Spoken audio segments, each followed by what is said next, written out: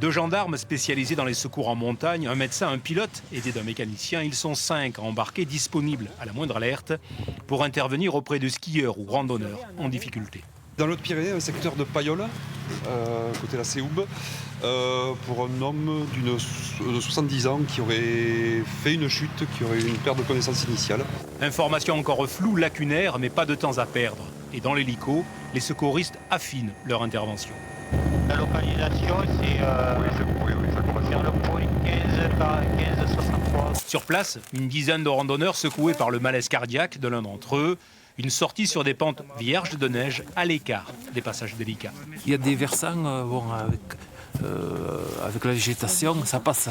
C'est pas dangereux. Il faut éviter la glace, c'est tout. Soleil radieux et nuit claire provoquent des variations de température et la neige alterne les phases de gel et de dégel. Elle se transforme au fil des jours en une croûte dure, verglacée. Des conditions difficiles pour cette jeune skieuse de randonnée espagnole. J'étais en train de descendre et j'ai tourné les genoux dans la descente. J'étais en train de faire les skis de rando la première fois.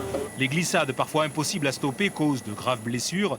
Et les secouristes évacuent aussi des skieurs sérieusement blessés sur les domaines skiables. Sur cette neige dure, effectivement, la traumatologie est bien souvent très importante. On peut malheureusement déplorer des traumas crâniens, des fractures graves, des fémurs.